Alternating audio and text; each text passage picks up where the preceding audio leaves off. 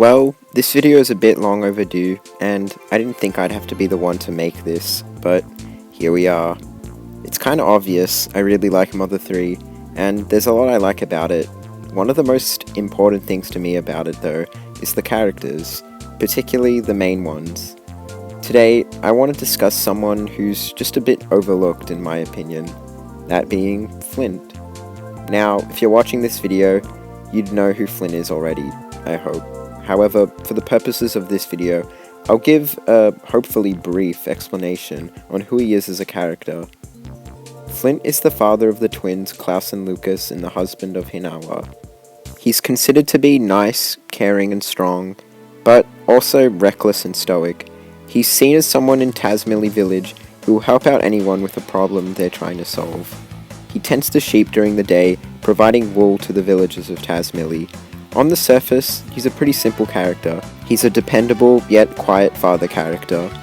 What this video is a look at his character and role in the final game, his character and role in early versions of Mother 3's story, and my thoughts on each of those roles and how I feel people interpret his character.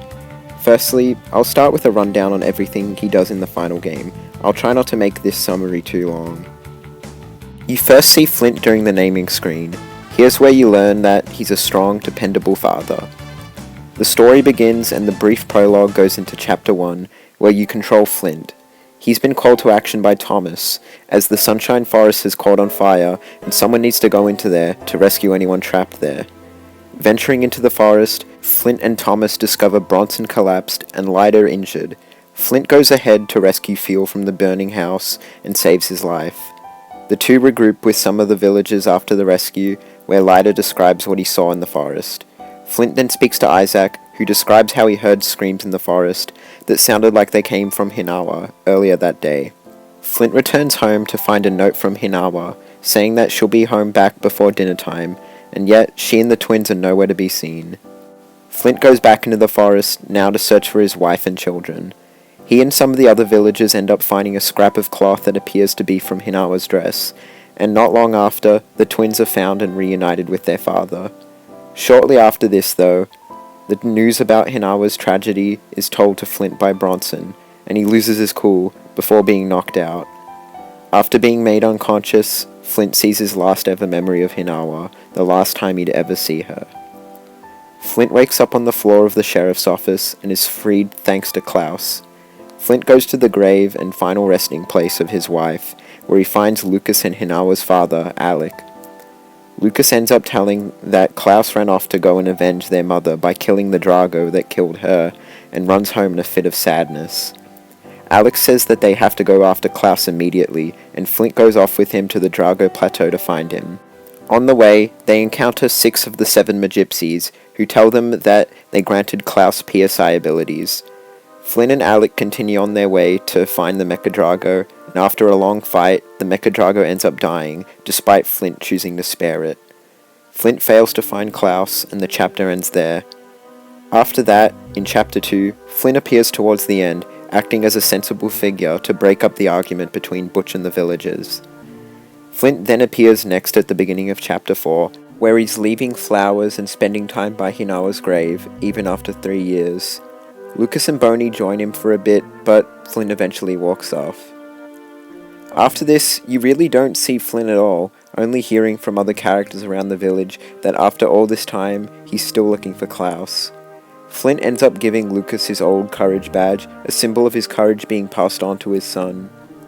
Towards the end of Chapter 8, we finally see Flint again, ready to encounter Porky. Flint goes on ahead from Lucas and co, expecting something up ahead. We see him sitting still not long after, saying that he's finally found Claus. His lost son he hadn't seen for 3 years was finally found. Lucas goes on ahead without him and fights Porky and then the Masked Man. During the battle with the Masked Man, Flint shields Lucas during one of their strongest attacks and ends up collapsing from this. Flint gets up and after this asks Lucas to forgive Klaus for being hasty, encourages Lucas to pull the final needle, and that's where the game ends. So, overall, I think it's pretty fair to say Flint doesn't do really that much in the final game. To give a percentage, you could really say he's only really present for a quarter of the game, give or take.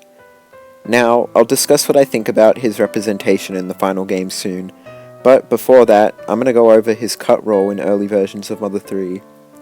To give some context to what I'm about to talk about, it's commonly known amongst fans of Mother 3 that Flint had a bigger role in the story originally in comparison to the final game.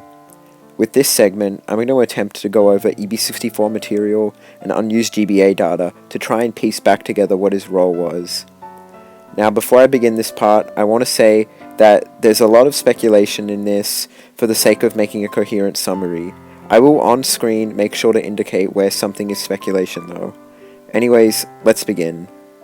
The naming screen was present, of course, and presumably was the same. Chapter 1 of Mother 3 for the large part was the same too, especially regarding Flint's role. The story apparently began with Flint investigating strange noises in the forest and noticing some strange occurrences. Flint here still rescues fuel from the burning house.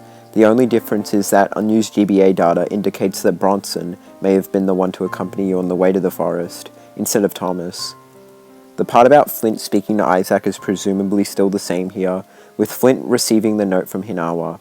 The twins are found the morning after, at the location Toilet Falls.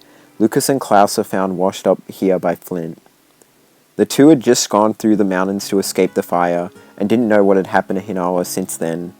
The way this can work is that on the first night Flint is rescuing fuel, receives a letter from Hinawa that they'd be home soon rather than specifically before dinner, and Flint going to bed assuming they were still safe at Alec's house.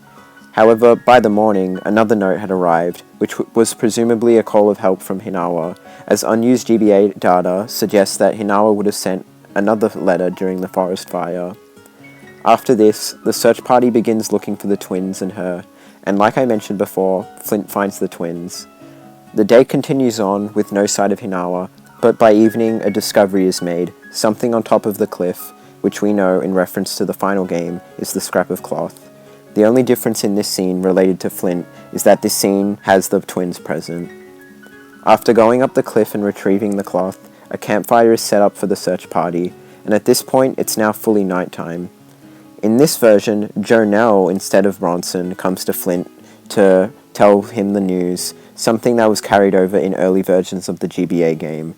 Flint doesn't take it lightly, of course, and is knocked out, and just like the GBA version, sees his last ever memory of seeing his wife. Flint ends up waking up in his house the next morning, where some of the villagers end up speaking to him, comforting him about his loss. Flint goes to Hinawa's grave, where he sees Lucas and Alec. Lucas tells them about Klaus, basically the same stuff as in the final game, presumably. After this is where more differences occur. Alec tells Flint about his fortune teller friend, who would know where Klaus ran off to. This fortune teller is Ionia, who is someone in the village who has been granting villagers magical abilities. Alec takes Flint to visit them, where they inform Flint that they had just seen Klaus not long before, that he was heading to the Drago Plateau, and that they had granted Klaus magical abilities. Here, Ionia also grants Flint magic, so he can use it in his inevitable fight against the Mecha Drago. Alec in this version stays back, as Flint journeys through the forest to the Drago Plateau alone, using his newly granted PSI abilities to defend himself. Flint ends up finding and fighting the Mecha Drago. Just like in the final game, he spares it here, but it ends up dying, and Klaus is not found. End of chapter. Flint's role in Chapter 2 is presumably the same as in the final game, however, Chapter 4 is very different. 10 years have gone by, and Flint understandably hasn't aged the best. During the part where Lucas visits his mother's grave, Flint joins your party instead of just walking off. Chapter 4 of Mother 3 now plays out, but with Flint tagging along. Flint journeys to Club Titiboo with Lucas and Boney in order to try and find Duster. They end up finding him, and also speaking to Kumatora, someone who Flint meets at the end of Chapter 2, and Lucas at the end of Chapter 3. So basically, Chapter 4 is pretty similar to the final game, except Flint's there in your party. Chapter 5 has even more differences. Instead of joining your party like she does in the final game, Kumatora goes off to refine her magic abilities in order to ensure a victory against the Pigmask army. So, the hole in your party here is filled by Flint, and he goes on with Lucas and Boney to destroy Thunder Tower and find the Egg of Light, now accompanied by Duster. The chapter presumably plays out similar to the final game again, except obviously Flint is here with you instead of Kumatora. The party ends up escaping Thunder Tower by grabbing onto an airship, where Flint sees the masked man, recognizing him as his son he hadn't seen in a decade. In the final game, Kumatora says this line of dialogue, but a lot of people have pointed out how it just makes a lot more sense for Flint to stay instead. Chapter 6 seems like it might have had Flint appear originally too. There's unused data that points towards this, but for Chapter 7, Flint is missing for most of it. Lucas now begins the Needle Quest and is joined by Kumatora, Duster, and Boney. However, towards the end of Chapter 7, you would presumably finally see Flint again, and he'd rejoin you, probably against the first battle with the Masked Man. Chapter 8 then begins, and... well, we really didn't have much to work with regarding Flint's role in Chapter 7. Most of that was speculation, and it's the same here for Chapter 8. However, we do have a good amount of unused GBA data to go off of regarding what originally his role was, so I'll cover that. At some point, Flint would leave your party again before regrouping with Lucas at the same point as he does in the final game, a difference though being that he, Wes, and Dr. Andernuts help in taking out the Porkybots. Flint gets caught in the elevator with the party just like in the final, but instead here, he ends up having a long conversation with everyone, talking about how he's still looking for Klaus, that Hinawa was watching over them all, and that he was behind Lucas all the way, up until the end. Flint's role for the rest of Chapter 8 seemingly then plays out the same as it does in the final game. However, there were going to be flashback cutscenes, it seems, during the Masked Man battle, where we see Flint interacting with his sons. Phew. Well, that was a lot of words, and yet I'm not quite done. There's even more unused GBA data, which shows Flint absolutely was doing more in early versions of this game. Let me go over this data. There's unused sprites of Flint stabbing, which I think are unrelated to this revision of the story. I covered that in my Kindness Stat Theory vid. The sprites of Flint hanging onto the airship, Flint talking, Flint tipping his hat off of his head, Flint knocking, Flint pushing, Flint looking pissed, Flint dodging the train, Flint jumping, Flint ramming, more Flint talking, and various sprites of Flint without his hat on. So yeah, Flint was supposed to do a lot more than what he was doing in the final game. That's one thing for certain. Oh, and one more thing. Once it was decided that Flint wouldn't be playable anymore, they had it so he'd cameo outside of Lucas's house if you visited there in chapters 3 through 7. Why'd they remove this now? Good question. Wish I had an answer to that one. Anyways, I just spent about 15 minutes going into detail about what Flint's role was in the final versions of Mother 3 and early versions of Mother 3. Why? Because I want to review his character. What is the character of Flint from Mother 3? Let's first analyze his character from just his final game appearances. Well, to me, he comes off as a caring and thoughtful father figure. He's someone who provides for not just his family, but for the rest of the village too. As a shepherd, he gives wool out to the villagers for their clothes. He loves his wife Hinawa, believing her to be kind, and just being so in love with her that even the little birds in the forest would get jealous. He cares about his kids just as much too, a firm yet fair father to the young Lucas and Klaus. When the tragedy strikes him, it just absolutely breaks him. The love of his life just gone forever. He'll never see her again, never talk to her again, and his children will never see their mother again in their lives either. I think Flint's reaction to hearing that news, it was just pretty justified in my opinion. And then he loses one of his sons only a day later. He failed to protect almost his entire family. Call me crazy for saying this, but I think Flint suffered some immense emotional trauma over this stuff happening to him. It's not as if Tazmily had any support groups or anything that Flint could have gone to help with his problems either. That's the way I interpret Flint. His constant searching for Klaus is an obsessive compulsiveness that comes about from his trauma. I rarely see people consider this aspect of his character, but I think there's enough subtext in the game for that to be something that's not an incorrect interpretation. But then again, we do have an official reason why they went ahead and made Flint's role in the final game post-time skip be mostly just him looking for Klaus, and it's because during the development of the GBA version, some of the staff members discussed what they'd ever do if a family member went missing, and that is that they'd look for them every day. So, for one thing, Flint's role has a basis in reality, at least somewhat. Andy Toy derived inspiration from his developers' thoughts too. Was it better off changing that? I'll get into my thoughts on that later. Anyways, on to the main reason why I made this video. It's not uncommon that you'll see people misinterpret what Flint's character is. Some people tend to label Flint as abusive towards Lucas, which I can say now is just a gross, flat-out incorrect misinterpretation of Flint. Firstly, I want to say I'm not trying to invalidate how people are interpreting a piece of media. It's better that people are trying to derive a deeper meaning out of a piece of media they're consuming than not doing so. However, I do earnestly think that the interpretation of Flint just goes so against what the author of the work meant for him as a character, and there just isn't the subtext necessary in the game for this to be an actually logical interpretation. But what about Tane Tane? Well, let's break down what Tane Tane represents. Lucas and Co have a bad mushroom trip during this part and see their insecurities and fears manifest into hallucinated figures of people from their lives. Shigesato Itoi based this part off of his own personal fear, which is family turning against one another, which he stated in Nintendo Dream. In case it wasn't obvious, the Flint hallucination on Tane Tane saying that he's gonna beat his son isn't reflective at all of his actual relationship with Lucas. If that's somehow reflective of how Flint treats Lucas, does that mean when Klaus shows up here and says everyone that Lucas loves wants to make his life hell, that Klaus wishes torment upon his brother? No. When Alex shows up and says Kumatora is a stick no one loves, does that literally mean no one cares about Kumatora? No.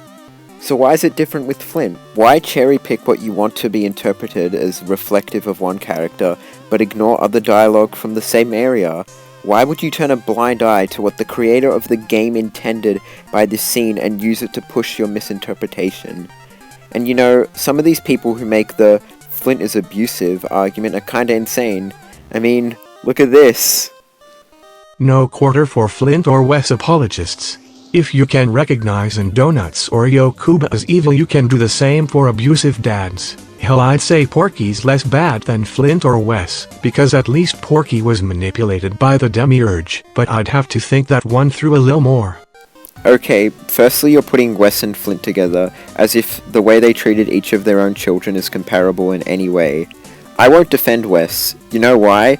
Because he does actually in-game emotionally abuse his son, among other things, and yet you suggest that's anywhere comparable to what Flint does to the twins? And that's not even the worst part of the tweet. You literally say Porky is less bad than Flint. Let's see what criminal acts Porky has committed according to the Villains Wiki. You're saying that someone who has committed abuse of power, attempted omnicide, multiple murders, kidnapping, brainwashing, unethical experimentation, and animal cruelty is less bad than Flint, who's literally just a guy who lost his wife and one of his sons and suffered trauma because of it. I could go on ranting about how stupid people with this mindset are, but, you know, at the end of the day, I've got something to confess. I'm not entirely happy with how Flint's handled in the final game. There's a reason I discussed earlier what his original role in the story was, because I do honestly prefer it to what we got in the final game. It just seems that he would have been a better person to be, despite everything, accompanying Lucas and helping him on his journey. Having Flint actually go with you to take down the Pigmask army, it would have been cool. But hey, Kumatora wouldn't have gotten as much of a spotlight if Flint's role hadn't gotten cut down, so is it worth complaining about? Anyways, this video has become too long for what it needed to be. The moral of the story is, I like Flint, he's a good dude. He suffered a lot, so just be a little easier on him, okay? Thanks. See ya later.